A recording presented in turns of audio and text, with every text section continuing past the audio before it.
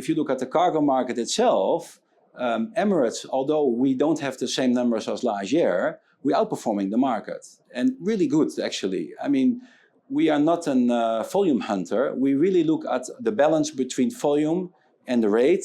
So that means revenue. And looking at that, the performance at this moment, market share-wise, is at the highest point the last 24 months. My name is Reji John. Welcome to Conversations.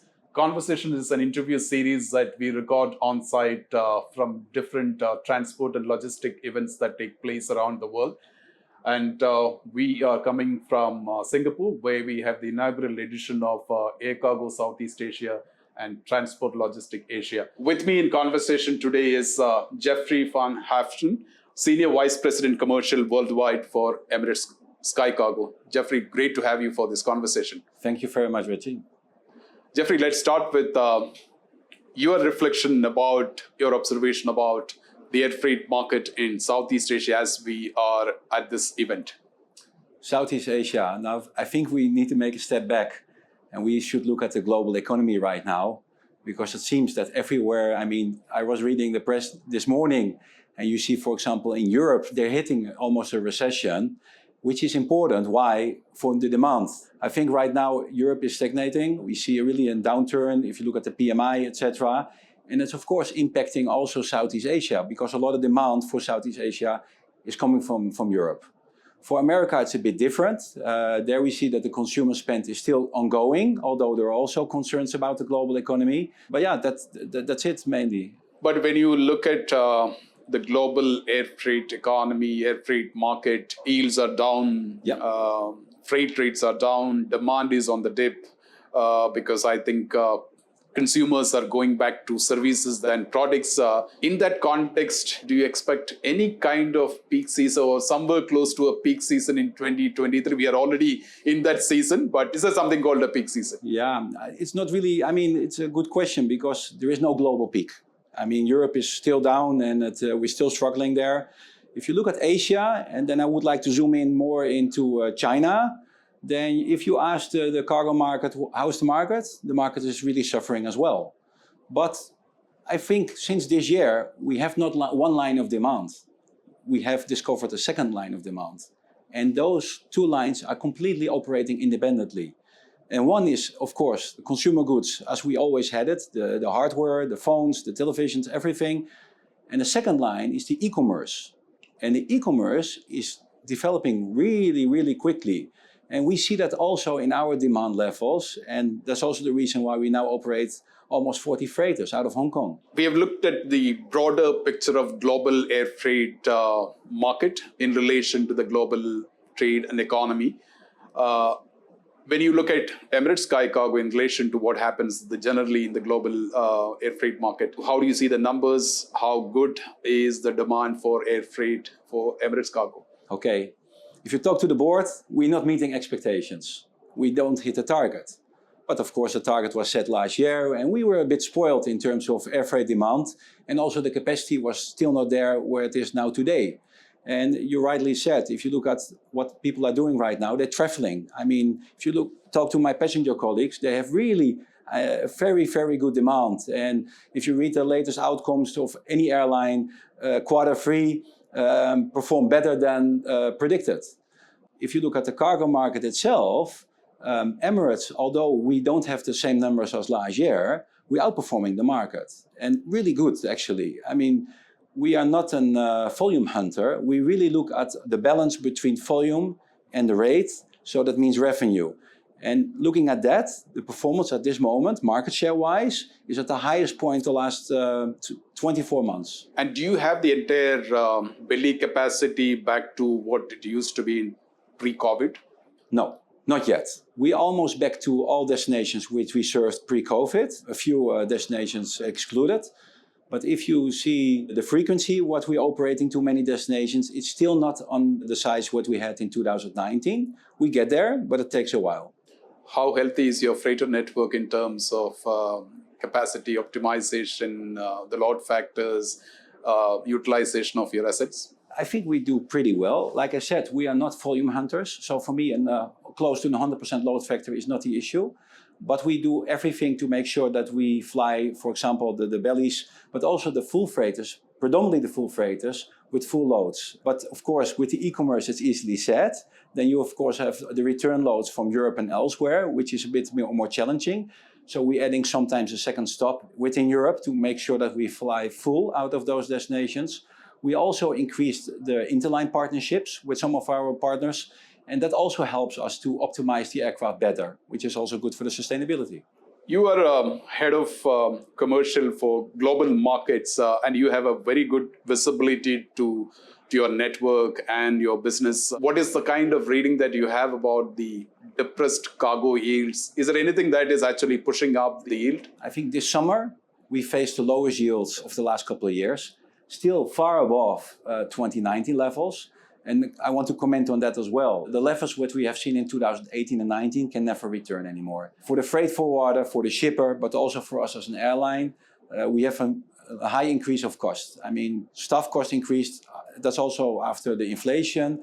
But don't forget, also the interest rates have been increased. And all the carriers as well, with asset heavy, our cost went up. So that needs somehow to be mitigated. Otherwise, you cannot operate. And we refuse to fly against rates which are loss-making. So our aim is always to make a profit. If you look at the yields right now, you also ask about the market. We are now in peak season from Hong Kong, so we apply peak rates. Even in Europe, we see on the spot that the yields are a bit better than, despite the demand, we see that the yields are a bit better than 2 months ago, which is normal for this time of the year. Still, I consider it as a weak market. But globally, we see that the yields have developed positively during the last 7-8 weeks. And will that continue? Because that is, of course, your question. It depends on which markets. I think Europe, for the winter rates on the fixed capacity, we still had a hit. I mean, not much. I mean, we're always very reluctant to look short term only. We approach our market for the long term. We are in for the long term. Our customers are in for the long term. So we don't want to encourage too much volatility, even when we get pressured by that. Then I rather fly more empty. But we do believe that 24 will be a better year. And what is the kind of load factors that you see for your freighters? The freighters are pretty full, I would say. I mean, from every market. And it makes sense because in a passenger network, the network is a given. We have to fill what is provided to us. In our freighter fleet, we make sure that we fly to where the demand is. And if you look at our freighter network right now, we have actually 3 outsourced capacity, ACMI, for the short term. But we do that not because we're empty. I mean, we do that because we see the demand, so which is positive. Next year, we get also 5 deliveries of 5 production freighters, 777s. We also retire aircraft, but gradually we'll grow our network. By 26, we hope to operate 16 freighters. We also have a plan to have the conversions. You might know that we are the largest stockholder of 777, the 300s. So we have signed a deal that we convert 10 of them. More might follow. And I think by doing that, we will be really agile into the market where there is more volumetric cargo, because that aircraft gives us the opportunity to load 10 additional positions with the same payload as a production freighter. And we hope that the first 777 conversion will enter the fleet by October, November next year. Okay, that gives you a lot more of capacity, particularly for the e-commerce, the volumetric cargo. Exactly. It could also be the perishable markets and the pharma markets and the fashion markets and indeed the e-commerce markets. So we will make sure that we enter those markets which require more volumetric loads and where you don't live normally with a production freighter with full payload. So if your payload is normally, if you depart with only 80 tons, then you can consider to make it a conversion. Jeffrey, you mentioned about 2 headwinds. One is inflation, while the other one is interest rate. And I think third potentially is the rising fuel cost. How much is that impacting your cost of operations? A lot. And the interest rate is quite underestimated. I mean, if you talk to a forwarder, they never mention it, but it's a big thing. The fuel topic is another one. We have a fuel surcharge methodology, which we imply to the markets, and it's very transparent. Everyone can see on our website what the fuel rate is and what fuel surcharge we apply to the market. Of course, there is a downside. If the market is really weak, then of course sometimes some mitigation needs to be done on the rates. But the fuel itself will never be mitigated. We apply fuel surcharge for that. In terms of long-term block space agreement or long-term contract with your freight forwarders or shippers, how long is the long-term contract for some of them? I mean, it depends which market you're talking about. We are Southeast Asia. Here we have more contracts which go to a year, which is good. Then you know at least you know for your investment what your return is. Longer than that we don't have. For example, in the Western markets, let's say America and Europe, we hardly have BSAs. Latin America, it's again different. There we have BSAs with the flower markets. We also have that in Kenya. So we have quite a couple of that. The demand of e-commerce also led to more BSAs for long term. But having said that, I think with the current demand increase of e-commerce, we don't want to jump only to BSAs. Sometimes you need also some floating capacity, also to see what you can do on short term. You mentioned about the first converted 777-300ER coming on to your fleet by end of next year, the last quarter of 2024. And eventually you will have other 9 more joining in the conversion. And then you have additional production freighters coming in. Are those conversion plans as per the schedule, or is there a delay? There is already a delay. We hope to get the first delivery actually by, as we speak right now. So it is already delayed with 1 year, but never mind. Our passenger colleagues are happy that they still can operate those 777 in the fleet. There is all kind of delay. That's also the reason why you have I believe it's a 2747 on ACM.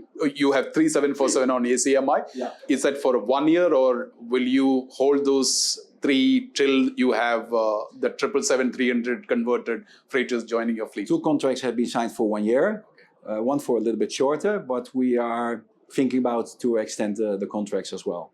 So that's completely contrary to the market conditions, because people say there is no demand, but Emirates is like going and operating a lot of freighters. Yeah, but if you look at global market demand, it's down. And if I tell you that we are doing 10% more volume year on year, then we're actually not doing badly, right? And with our partners, and I have to thank our customers for that, I think they see the value of our fleet, our network, but also the quality, what we deliver, our hub and spoke system, what we have with a double hub, because we still operate with passengers on DXB, and we have the freighter network and DWC. After COVID, we went back to 2 operations. That is seamless operation. I mean, if you see the demand what we get out of the network and how customers are willing still to pay a kind of premium, because we're not a cheap Charlie, but also in order to deliver quality, to deliver and flawless book performance, but also to make sure that their shippers and concierges receive the goods in time. And especially with e-commerce, for example, right now, just in time is the trick. They don't have any stock, so they just want to make sure that everything is delivered as per order. And we can meet up to that expectation. Generally, the market conditions are quite unfavorable to freighter operations or combination carriers. But there are exceptions, I believe. If you were to pick any specific region markets where you see that much more tailwind than headwind for Emirates SkyCargo, which would be some of the markets? Yeah, that is the Far East market where you see the tailwind. But again, the normal market, as we have seen in the last couple of years, is very much down. If there was no e-commerce, then we would really be in a different situation. We would have a different conversation. But that second line of demand, what I was talking about, that is really repairing a lot.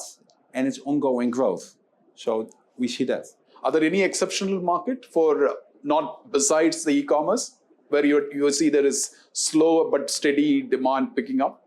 Yeah, in the perishable world, there's still a good demand, which is our largest product outside of general cargo. Tailwinds we see predominantly from the markets in the Far East, but also from markets out of Latin America and Kenya, where we are predominantly moving perishables, and they go mostly to Amsterdam, and from there they're being trucked, but that is still doing very well. I'd like to conclude the conversation about the role that you play as the head of commercial.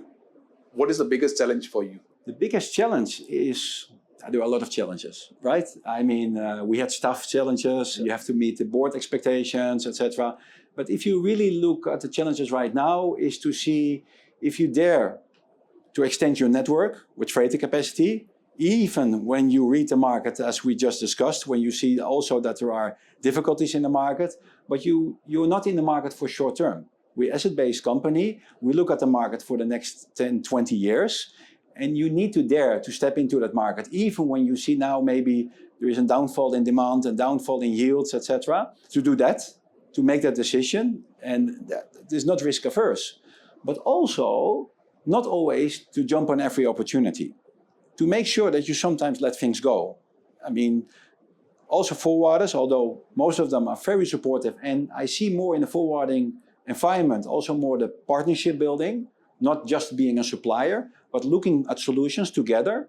That is the good approach. I really think the forwarders who play that with us, they also become more successful. I have meetings here with freight forwarders, and I looked at the numbers and they say, wow, with you we do quite well. That's very different than with other carriers. That's a good thing to hear, of course. The challenging part is of course, also sometimes when you're under pressure, not go always for the volume. Sometimes allow it to let go or to see what's happened. Because we don't want to, let's say, encourage opportunistic behavior. That forwarders go into the market and just gamble that the carrier will follow low yield.